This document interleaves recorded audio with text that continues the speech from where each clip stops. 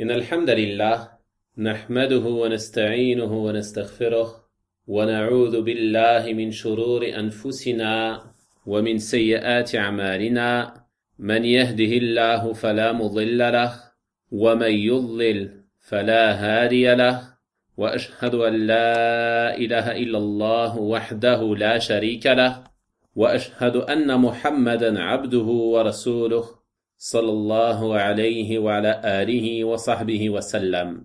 وبعد, on continue ce soir la lecture et l'étude du livre de l'unicité, Kitab al-Tawhid, de l'imam Muhammad ibn Sulaiman al-Tamimi rahimahullah ta'ala. Nous en sommes aujourd'hui au 10e chapitre, dans lequel l'auteur rahimahullah ta'ala va nous parler de ce qui est rapporté concernant le sacrifice pour autre qu'Allah. Ce qui est visé par le sacrifice, donc, c'est l'immolation, qui consiste à égorger une bête d'une manière précise, comme cela est venu dans les textes.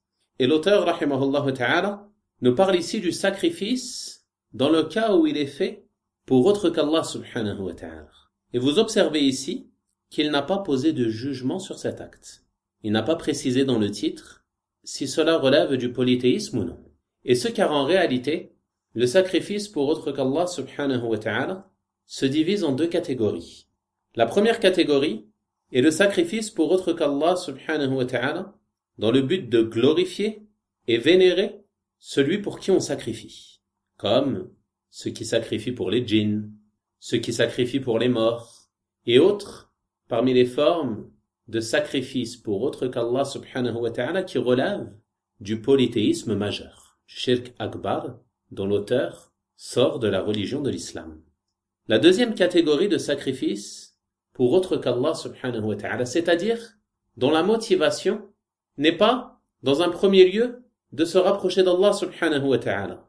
C'est le sacrifice qui est fait dans les moments de joie, ou alors dans le but d'honorer une personne. Et ceci ne relève pas du polythéisme, et son auteur ne sort pas de la religion.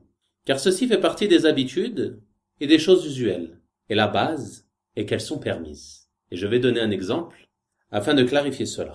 Si par exemple une personne reçoit un hôte qu'il souhaite honorer, il va alors l'honorer par exemple en sacrifiant un mouton pour lui, et ce, afin qu'il mange de cette viande. Et ceci est une chose permise, et il n'y a pas de gêne en cela. Au contraire, ceci est même quelque chose de légiféré, et pour laquelle la personne peut être récompensée si elle a une bonne intention. Car ceci rentre dans la généralité de la parole du prophète sallallahu alayhi wa sallam qui a dit « Celui qui croit en Allah et au jour dernier, qu'il honore son hôte ». Et l'auteur, rahimahullah ta'ala, il vise par les textes qu'il va nous rapporter dans ce chapitre, la première catégorie, c'est-à-dire ceux qui sacrifient pour autre qu'Allah subhanahu wa ta'ala dans le but de se rapprocher de ce pourquoi ils sacrifient, de se rapprocher des djinns, de se rapprocher des morts, et ainsi de suite. Mais il n'a pas stipulé clairement son jugement ici, afin d'éviter toute confusion. Et comme on l'a mentionné dans un chapitre précédent, ceci nous montre la grande science de l'auteur, rahimahullah ta'ala, et sa précision dans les termes qu'il emploie. Et ceci nous encourage à prendre garde, à ne pas se précipiter dans le fait de poser des jugements sur les choses. Parfois, il se peut qu'une chose te paraisse être une chose interdite, alors qu'en réalité, certains éléments font que cette chose est permise. Et inversement, il se peut que tu penses qu'une chose soit permise, alors qu'en réalité certains éléments rendent cette chose interdite. C'est pour cela qu'il ne faut pas se précipiter dans le fait de prononcer des jugements sur les choses et ne pas parler sur la religion d'Allah subhanahu wa ta'ala sans science. Si tu sais une chose avec certitude, alors il n'y a pas de gêne, mais si tu ne sais pas, tu te tais et tu interroges les gens de science. L'auteur rahimahullah ta'ala va donc nous mentionner ici deux versets du Coran et deux hadiths du messager d'Allah sallallahu alayhi wa sallam afin de nous démontrer le jugement du sacrifice pour autre qu'Allah subhanahu wa ta'ala. Le premier verset qu'il a mentionné est le verset 162 de Surat Al-An'am, dans lequel Allah subhanahu wa ta'ala a dit « Qul inna salati wa nusuki wa mahyaya wa mamati lillahi rabbil alamin la sharika lah وَبِذَلِكَ أُمِرْتُ وَأَنَا أَوَّلُ الْمُسْلِمِينَ. Dis, ma prière, mes rites, ma vie et ma mort sont à Allah, Seigneur de l'univers. À lui nul associé, et c'est cela qui m'a été ordonné, et je suis le premier des muslimines, le premier à me soumettre. Allah subhanahu wa ta'ala ordonne donc ici à son prophète Muhammad sallallahu alayhi wa sallam de dire aux gens cette parole, que sa prière, ses rites, sa vie et sa mort sont à Allah, Seigneur de l'univers. En ce qui concerne la prière, cela englobe la prière de manière générale, que ce soit les prières obligatoires ou les prières surrogatoires. Toutes doivent être vouées à Allah subhanahu wa ta'ala.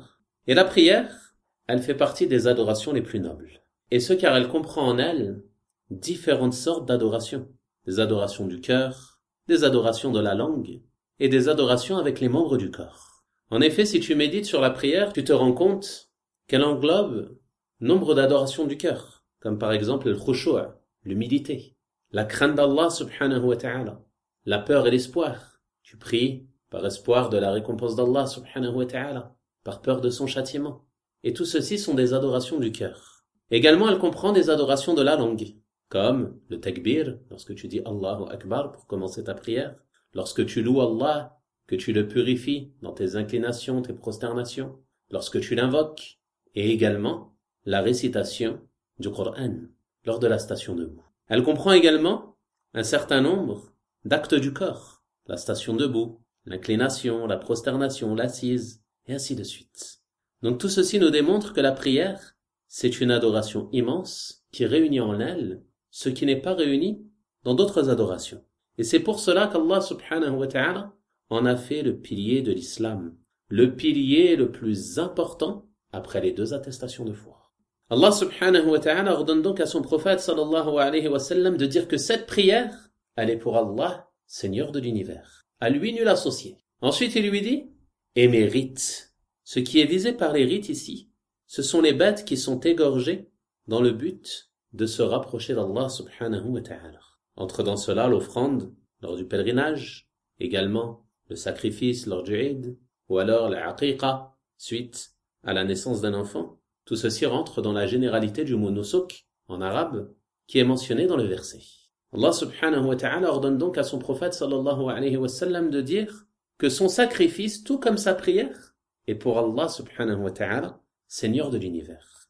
Et ce car au temps de la jahiliya, avant l'islam, le sacrifice faisait partie des actes qui étaient pratiqués. En effet, les polythéistes, ils sacrifiaient pour leur statut, ils sacrifiaient pour les djinns, ils sacrifiaient pour les astres, et ainsi de suite parmi les sacrifices qu'ils vouaient à autre qu'Allah subhanahu wa ta'ala. Allah subhanahu wa ta'ala a donc ordonné à son prophète sallallahu alayhi wa sallam de les informer que sa religion, elle s'oppose à la religion. Elle s'oppose à la religion des polythéistes. Les polythéistes, eux, ils sacrifient pour autre qu'Allah subhanahu wa ta'ala. Tandis que le prophète sallallahu alayhi wa sallam, ainsi que ceux qui le suivent parmi les musulmans, ils ne sacrifient que pour Allah subhanahu wa ta'ala seul sans associé. De la même manière que ta prière, tu ne l'accomplis que pour Allah subhanahu wa ta'ala, ton sacrifice, tu ne dois le faire que pour Allah subhanahu wa ta'ala. Tu vois que dans ce verset, Allah subhanahu wa ta'ala, il a joint le sacrifice à quoi? À la prière. Ceci te montre que le sacrifice est également une adoration immense et très importante, qui ne doit être vouée qu'à Allah subhanahu wa ta'ala. Et malheureusement, beaucoup de gens ne sont pas conscients de l'importance de cet acte. Et nombre de personnes sont négligents à ce sujet au point de sacrifier pour autre qu'Allah subhanahu wa ta'ala. Ils vont par exemple sacrifier pour les djinns. Ils vont par exemple sacrifier pour les morts. Ils vont par exemple sacrifier pour les sorciers ou autres parmi les charlatans. Et tout ceci relève du polythéisme majeur dont l'auteur sort de la religion de l'islam. Allah subhanahu wa ta'ala ordonne à son prophète sallallahu alayhi wa sallam de dire ma prière, mes rites, c'est-à-dire mon sacrifice. Ma vie et ma mort sont pour Allah, Seigneur de l'univers. Ma vie, c'est-à-dire toutes les œuvres que j'accomplis durant ma vie, je les voue seulement à Allah subhanahu wa ta'ala, Seigneur de l'univers. Toutes mes adorations que j'accomplis durant cette vie, elles sont réservées à mon Seigneur subhanahu wa ta'ala. Et ma mort, elle est également pour Allah subhanahu wa ta'ala, Seigneur de l'univers. Qu'est-ce que cela signifie? Cela signifie que je vis en vouant mon culte exclusivement à Allah subhanahu wa ta'ala et je meurs sur cela. Je vis sur le tawhid et je meurs sur le tawhid. Et on demande à Allah subhanahu wa ta'ala de nous faire mourir sur le tawhid, en vouant un culte exclusivement à Allah subhanahu wa ta'ala et de nous préserver de toute forme de polythéisme, majeur ou mineur. On voit donc dans ce verset qu'Allah subhanahu wa ta'ala a mentionné ces deux adorations, la prière et le sacrifice, qui font partie des adorations les plus immenses. Ensuite, Allah subhanahu wa ta'ala dit « La sharika lah » à lui, nul associé. C'est-à-dire que ma prière, mon sacrifice, ma vie et ma mort, ils sont pour Allah, Seigneur de l'univers. Et il insiste sur cela en disant « La sharika lah » il n'a pas d'associé. Je voue ces actes exclusivement à Allah subhanahu wa ta'ala. « Wa bidhalika umirt » et c'est cela qui m'a été ordonné. C'est-à-dire mon Seigneur m'a ordonné cela. Et ceci nous prouve quoi? Ceci nous prouve que les adorations, il n'est permis de les accomplir que sous ordre d'Allah subhanahu wa ta'ala. Ce qu'Allah subhanahu wa ta'ala a ordonné, alors ceci est légiféré. Et ce sur quoi il n'y a ni l'ordre d'Allah, ni l'ordre de son prophète sallallahu alayhi wa sallam, alors ceci n'est pas légiféré en termes d'adoration. Comme on l'a mentionné dans des cours précédents, les adorations elles sont tawqifiyya, c'est-à-dire qu'elles sont limitées au texte. Avant de faire une adoration, je dois m'assurer qu'elle est bien légitime. Qu'est-ce qui prouve la légitimité de cet acte dans le Coran ou la sunna du messager d'Allah sallallahu alayhi wa sallam? S'il y a une preuve, alors cet acte est légitime. S'il n'y a pas de preuve, alors je dois le délaisser, car le prophète sallallahu alayhi wa sallam a dit « Quiconque accomplit une œuvre que nous n'avons pas ordonnée, alors son œuvre est rejetée. » Ensuite, il dit « Wa ana awwalul muslimin » et je suis le premier des muslimines, le premier à me soumettre. C'est-à-dire que le prophète Muhammad sallallahu alayhi wa sallam fut le premier à se soumettre parmi cette communauté. Donc ici, le fait qu'il soit le premier, ceci est relatif. Car en réalité, les prophètes et les messagers, ainsi que les croyants qui les ont suivis, avant le prophète Muhammad sallallahu alayhi wa sallam, ils étaient tous muslimoun. Ils étaient tous soumis à Allah subhanahu wa ta'ala dans le sens qu'ils vouaient leurs adorations exclusivement à Allah subhanahu wa ta'ala. Car l'islam c'est quoi? Si vous vous souvenez, on a vu dans les 3 fondements la définition de l'islam, dans son sens général. Et l'islam c'est la soumission à Allah en lui vouant un culte exclusif, la soumission à lui en lui obéissant et le désaveu du polythéisme et de ses adeptes. Ceci est l'islam dans son sens général. Et ceci est la religion de l'ensemble des prophètes et des messagers, alayhimus salatu wassalam. Donc lorsque Allah subhanahu wa ta'ala ordonne à son prophète Muhammad sallallahu alayhi wa sallam de dire qu'il est le premier des muslimines, c'est-à-dire le premier des muslimines de sa communauté. Et ce verset, il nous prouve que le prophète sallallahu alayhi wa sallam, il s'empressait de se soumettre aux ordres d'Allah subhanahu wa ta'ala. Il était le premier à se soumettre. Et il est obligatoire pour le musulman de suivre le prophète sallallahu alayhi wa sallam en cela. Lorsque tu sais qu'Allah subhanahu wa ta'ala a ordonné une chose, empresse-toi de l'accomplir. Ne retarde pas cette chose. Ne dis pas je le ferai demain. Plus tard j'accomplirai cette œuvre. Plus tard je jeûnerai. Plus tard je donnerai ma zakat. Et ainsi de suite. Mais empresse-toi de te soumettre. Dès que te parvient un ordre d'Allah subhanahu wa ta'ala ou un ordre du prophète sallallahu alayhi wa sallam, empresse-toi de l'accomplir. Comme le disaient certains parmi les compagnons radiyallahu ta'ala anhum, lorsque tu entends dans le Coran « Ya ayyuhalladhina amanu » ô vous qui croyez, alors tends l'oreille, sois attentif. Car c'est soit une chose qui va être ordonnée, afin que tu l'accomplisses, soit une chose qui va être interdite, afin que tu la délaisses. Et à l'écoute de cela, le musulman, il se doit de s'empresser à se soumettre en accomplissant ses ordres et en délaissant ses interdits. On voit donc à travers ce verset que le sacrifice est une adoration immense qui, au même titre que la prière, ne doit être vouée qu'à Allah subhanahu wa ta'ala. Ensuite, le cheikh rahimahullah ta'ala a mentionné le deuxième verset de Surat Al-Kawthar, dans lequel Allah subhanahu wa ta'ala a dit « Fasalli li rabbika wanhar » et accomplis la prière pour ton Seigneur et sacrifie. Ceci est donc un ordre d'Allah subhanahu wa ta'ala à son prophète Muhammad sallallahu alayhi wa sallam.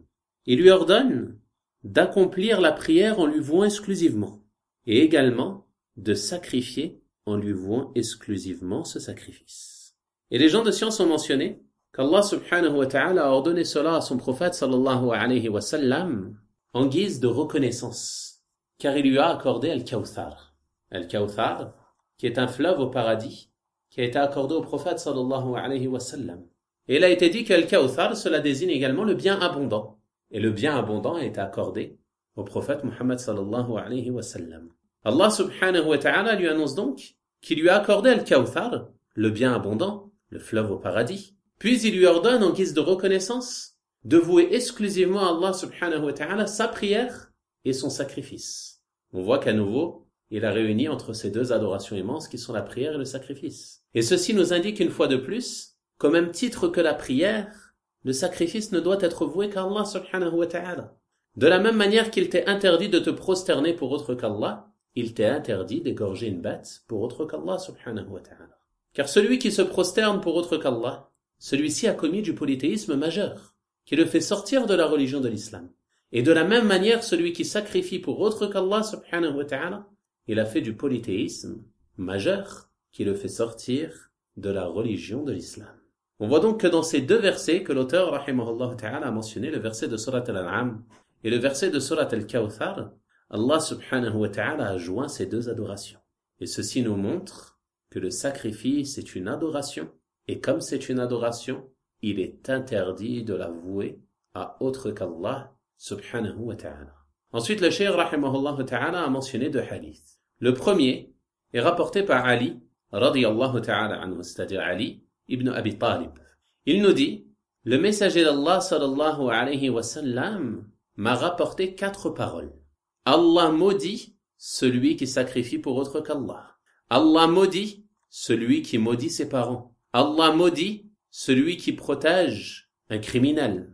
Allah maudit celui qui change les limites des terres. Et ce hadith est rapporté par l'imam Muslim, rahimahullah ta'ala. On voit donc dans ce hadith que le prophète sallallahu alayhi wa sallam nous mentionne que la malédiction d'Allah subhanahu wa ta'ala est sur 4 types de personnes. Et la malédiction d'Allah subhanahu wa ta'ala, elle signifie que la personne est exclue et éloignée de la miséricorde d'Allah subhanahu wa ta'ala. Demande à Allah subhanahu wa ta'ala de nous préserver. Celui qui est maudit, cela veut dire qu'Allah subhanahu wa ta'ala l'exclut, l'éloigne, le prive de sa miséricorde. Ceci est donc une menace sévère. Et la première chose qu'il a mentionnée dans ce hadith, qui est la plus grave, c'est le fait de sacrifier pour autre qu'Allah subhanahu wa ta'ala. C'est-à-dire pour les statues, pour les mausolées, pour les morts, pour les djinns, et autres parmi les choses qui sont prises comme divinités en dehors d'Allah subhanahu wa ta'ala. Toute personne qui se rapproche d'autre qu'Allah subhanahu wa ta'ala en accomplissant un sacrifice, alors Allah subhanahu wa ta'ala le maudit. Il le prive et l'exclut de sa miséricorde. Et ceci nous prouve la gravité de ce péché. Et ce, quelle que soit la chose qui est sacrifiée, et quelle que soit la chose, pourquoi elle est sacrifiée. Que ce soit pour une tombe, pour une statue, pour un arbre, pour une pierre, pour les astres, pour un mausolée ou autre chose que cela, le jugement est le même. Celui qui sacrifie pour autre qu'Allah subhanahu wa ta'ala, alors il est maudit. Et les gens de science ont mentionné que ceci englobe 2 choses. La première est que la personne sacrifie en mentionnant le nom d'autre qu'Allah subhanahu wa ta'ala. C'est-à-dire qu'il fait son sacrifice, et au moment de sacrifier, au lieu de dire Bismillah, il dit par exemple, au nom du Messie, au nom de tel sorcier, au nom de tel saint, au nom de tel wali. Ceci relève du polythéisme. Et la deuxième chose, c'est qu'il sacrifie en mentionnant le nom d'Allah subhanahu wa ta'ala, mais dans son cœur, dans son intention. Il fait cela pour se rapprocher d'autre qu'Allah subhanahu wa ta'ala par ce sacrifice. Par exemple, il a pour intention, de par ce sacrifice, de se protéger du mal de celui pour qui il sacrifie. Comme ceux qui sacrifient pour les djinns, par exemple, afin de se protéger de leur mal. Comme par exemple, lorsqu'ils entrent dans une nouvelle maison, ils sacrifient pour les djinns sur le pas de la porte. Pourquoi ? Afin de se préserver du mal des djinns. Et ceci relève du polythéisme majeur dont l'auteur sort de la religion de l'islam. Également, certaines personnes font des sacrifices devant les mausolées. Pourquoi ? En espérant que ce mort réponde ainsi à leurs invocations. Donc ils attendent par ce sacrifice obtenir un bien. Donc même s'il mentionne le nom d'Allah, qu'il dit Bismillah au moment où il sacrifie, étant donné qu'il a cette intention dans son cœur, ce sacrifice est voué à autre qu'Allah subhanahu wa ta'ala. C'est donc du polythéisme majeur. Et celui qui fait cela, il sort de la religion de l'islam. Et il est maudit, comme le démontre ce hadith.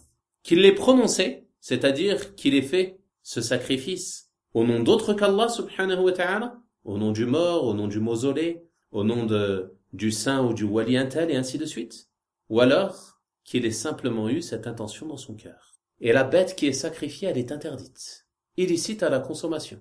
car elle rentre dans la généralité de la parole d'Allah subhanahu wa ta'ala. وَمَا أُهِلَّ بِهِ لِغَيْرِ اللَّهِ.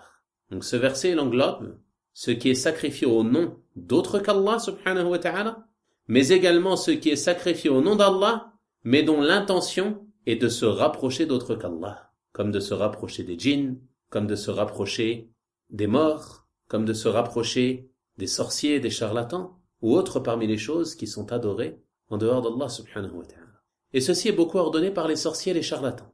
Lorsque viennent à eux certaines personnes, par exemple, qui sont malades, ils leur ordonnent d'aller sacrifier pour autre qu'Allah subhanahu wa ta'ala afin d'obtenir la guérison. Par exemple, il lui dit, va au bord de la mer, sacrifie une poule et jette-la à la mer. Ceci m'a été mentionné par certains frères que cela est fait dans certains pays. Et ceci relève du polythéisme majeur. Même si la personne, elle dit Bismillah au moment du sacrifice, son intention n'est pas du tout de se rapprocher d'Allah. Son intention est de se rapprocher des djinns, ou alors, si cela est fait devant un mausolée, de se rapprocher des morts, et ainsi de suite. Donc tout ceci fait partie du polythéisme majeur. Certaines personnes, ils sacrifient pour autre qu'Allah subhanahu wa ta'ala, comme on l'a mentionné, dans le but de se rapprocher, ou d'obtenir un bienfait, ou de se préserver d'un mal. Et ceci est interdit à l'unanimité des musulmans. Cela relève du polythéisme. D'autres, ils vont sacrifier au nom d'autre qu'Allah. Et ceci également relève du polythéisme. Également, il y a des personnes, qu'est-ce qu'elles font? Ils sacrifient lorsqu'ils entrent dans une nouvelle maison, comme on a dit, par peur des djinns. Et ceci relève du polythéisme. Quoi qu'il en soit, les deux versets que l'auteur, rahimahullah ta'ala, a mentionnés, et ce hadith dans lequel le prophète, sallallahu alayhi wa sallam, dit « Allah maudit celui qui sacrifie pour autre qu'Allah, subhanahu wa ta'ala », il englobe toutes ces choses. Que le sacrifice soit fait afin de se rapprocher des morts ou des djinns, que le sacrifice soit fait au nom d'autre qu'Allah, que le sacrifice soit fait par vénération envers une créature, que le sacrifice soit fait lorsque l'on entre dans une nouvelle maison afin de se préserver du mal des djinns. Tout ceci entre dans le sacrifice pour autre qu'Allah subhanahu wa ta'ala qui relève du polythéisme majeur et dont l'auteur sort de la religion de l'islam. Entre dans cela également ce que font certaines personnes dans certains pays au moment de sécheresse, lorsqu'il n'y a pas de pluie durant une longue période. Ils se réunissent dans un endroit ou auprès d'une tombe ou autre et sacrifient par exemple un taureau ou autre parmi les bêtes. Et ceci également relève du polythéisme. Et il se peut qu'Allah subhanahu wa ta'ala les éprouve en faisant tomber la pluie après cela. Mais ceci ne prouve pas que leur acte est légitime et légiféré. Au contraire, ceci est une épreuve de la part d'Allah subhanahu wa ta'ala. Ensuite, le prophète sallallahu alayhi wa sallam dit dans ce hadith, Allah maudit celui qui maudit ses parents. On a vu dans un cours précédent qu'Allah subhanahu wa ta'ala a joint le droit des parents à son droit. Et ce dans de nombreux versets. Comme lorsqu'il dit, وَاعْبُدُوا اللَّهَ وَلَا تُشْرِكُوا بِهِ شَيْئًا وَبِالْوَالِدَيْنِ إِحْسَانًا. Adorez Allah et ne lui donnez aucun associé, et soyez bienfaisants envers les parents. Donc le droit des parents, il vient dans de nombreux textes, immédiatement après le droit d'Allah subhanahu wa ta'ala. Et également, l'interdiction de la malfaisance envers les parents, elle vient dans de nombreux textes, après l'interdiction de la malfaisance vis-à-vis du droit d'Allah subhanahu wa ta'ala. Regardez dans ce hadith, le sacrifice pour autre qu'Allah subhanahu wa ta'ala, cela est une transgression vis-à-vis du droit d'Allah. Et après cela, qu'est-ce qu'il a mentionné? La transgression du droit des parents, la malfaisance envers eux en les maudissant. Et ceci est un grave péché. Il est donc interdit pour le musulman de maudire ou d'injurier ses parents, car ceci fait partie des grands péchés. Le prophète sallallahu alayhi wa sallam nous informe ici qu'Allah maudit celui qui le fait. Et lorsque l'auteur d'un acte est maudit, ceci est une preuve que cet acte fait partie des grands péchés. Et l'interdiction de maudire ses parents, elle signifie deux choses. L'interdiction de les maudire ou de les injurier directement, et il n'y a pas de doute que ceci est un grave péché, mais également l'interdiction d'être la cause de leur malédiction, ou d'être la cause pour qu'ils se fassent injurier. Et médite sur cela car c'est un point très important, qui échappe à beaucoup de personnes. Il y a des gens qu'Allah subhanahu wa ta'ala les guide et nous en préserve, qui vont maudire et injurier leurs parents directement. Donc ceux-là, ils entrent sous la malédiction. Et il y en a d'autres qui vont être la cause pour que leurs parents se fassent maudire ou injurier. Et ce, en injuriant ou en maudissant les parents d'une autre personne. Et cette personne, qu'est-ce qu'elle va faire? Elle va alors injurier et maudire les parents du premier. Il aura donc été la cause pour que ses parents se fassent maudire et injurier. Et le prophète sallallahu alayhi wa sallam, il dit dans le hadith authentique rapporté par les imams al-Bukhari et Muslim rahimahumallahu ta'ala, il fait partie des grands péchés que l'homme injurie ses parents. Les compagnons radiyallahu ta'ala anhum, ils se sont étonnés. Ô messager d'Allah, comment l'homme peut-il injurier ses parents? C'est une chose très grave. Alors le prophète sallallahu alayhi wa sallam a dit, il injurie le père d'un homme, alors ce dernier injurie son père. Il injurie la mère d'un homme, alors ce dernier injurie sa mère. Il a donc été la cause pour que ses parents se fassent injurier. Et ceci fait partie des grands péchés. Et il est interdit pour le musulman d'être vulgaire, d'être malpoli, de prononcer des insultes, de prononcer des malédictions.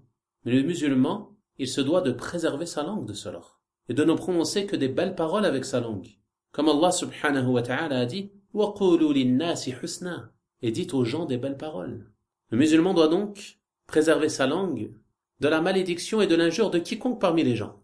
Et de la même manière, tu ne dois pas maudire ou insulter les objets, les montures ou autres, car ceci n'est pas permis. Il y a des gens, lorsque leur voiture est en panne, par exemple, ils vont l'injurier. Ceci n'est pas permis. De la même manière, il est interdit d'injurier une année ou d'injurier une maladie. Tout ceci est interdit pour le musulman. Mais il doit préserver sa langue et ne prononcer avec celle-ci que des belles paroles. Ensuite, le prophète sallallahu alayhi wa sallam a dit « Allah a maudit celui qui protège », donc on a traduit un criminel. En arabe, c'est le mot « muhdith ». Et dans une autre version, dans une autre narration, il a été rapporté « muhdath ». Et on va donner l'explication de ce terme. Donc, al-muhdith, que l'on pourrait traduire par le criminel, c'est celui qui commet un crime, un péché, qui mérite une peine légale. Comme le voleur, par exemple, le meurtrier, celui qui consomme de l'alcool, le diffamateur, le fornicateur, et ainsi de suite. Donc celui-ci, c'est un muhdith. Il a commis un péché pour lequel il mérite une peine légale. Et le prophète sallallahu alayhi wa sallam, dans ce hadith, il nous informe qu'Allah maudit celui qui le protège. Et qu'est-ce que cela signifie, le protéger? C'est-à-dire qu'il le met à l'abri afin qu'il ne subisse pas cette peine légale.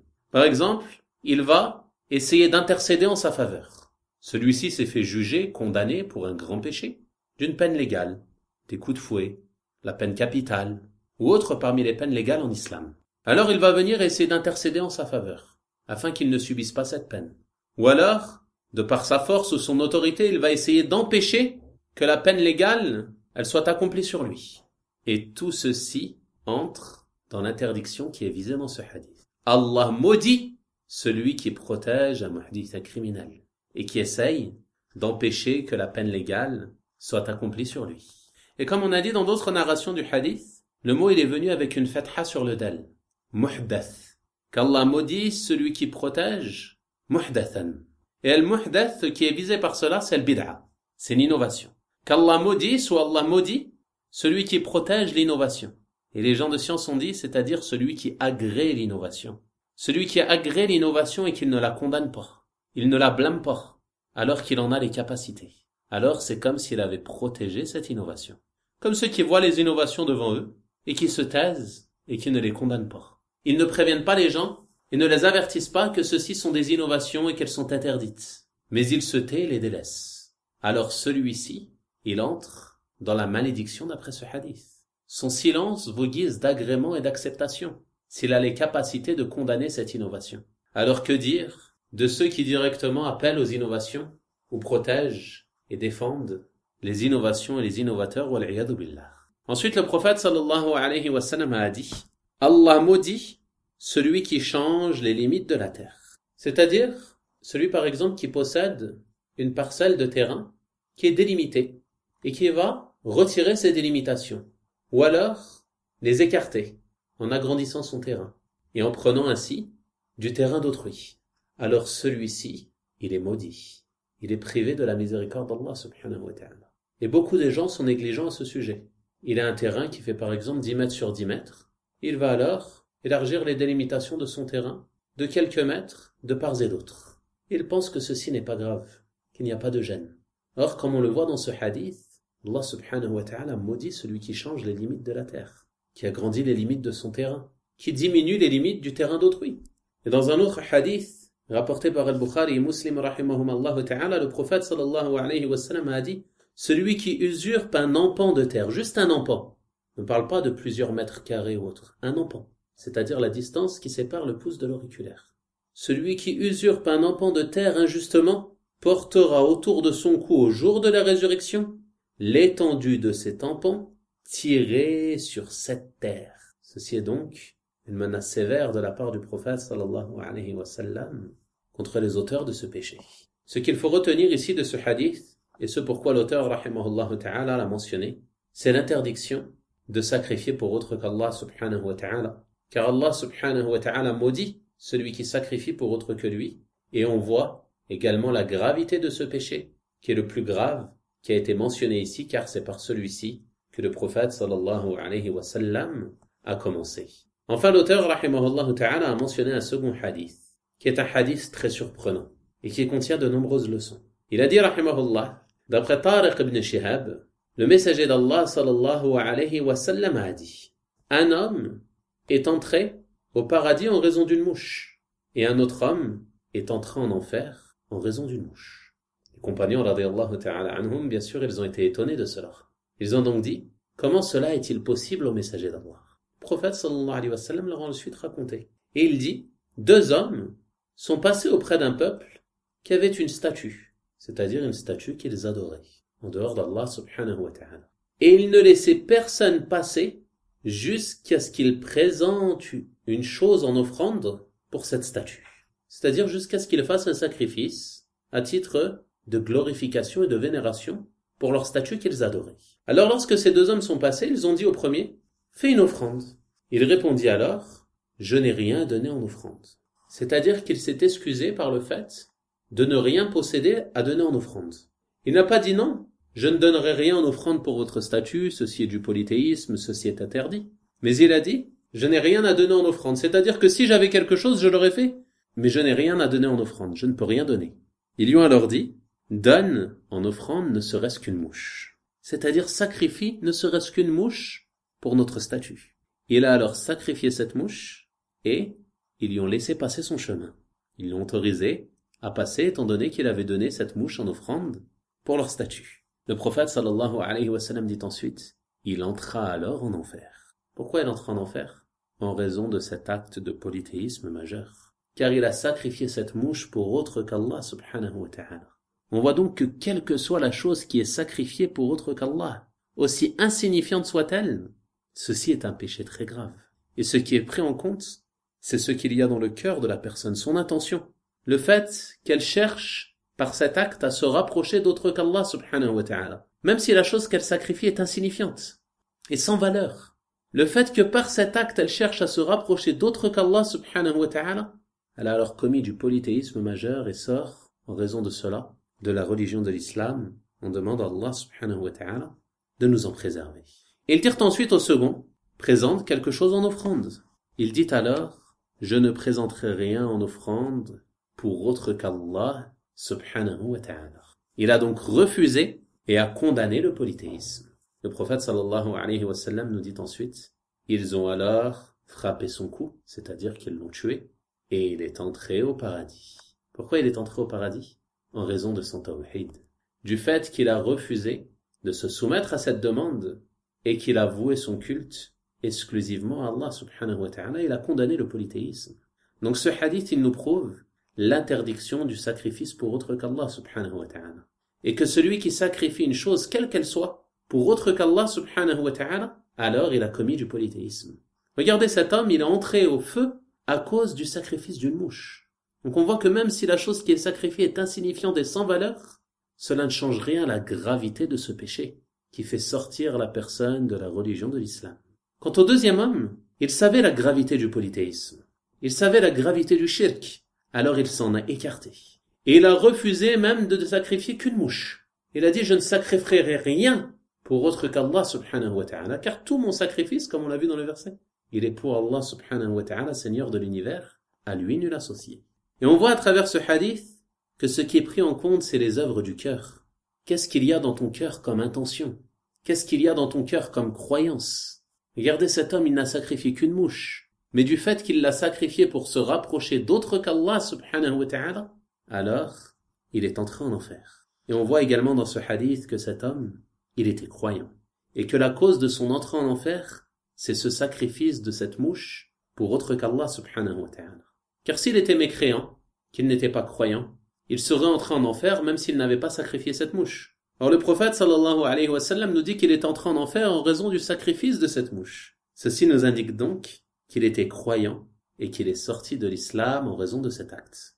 Ceci nous prouve donc la gravité du polythéisme majeur et la gravité du sacrifice pour autre qu'Allah subhanahu wa ta'ala. Alors que dire de ceux qui sacrifient des poules, des moutons, des vaches, des chameaux devant les tombes et les mausolées pour autre qu'Allah subhanahu wa ta'ala? Que dire de ceux qui sacrifient pour les djinns et les démons?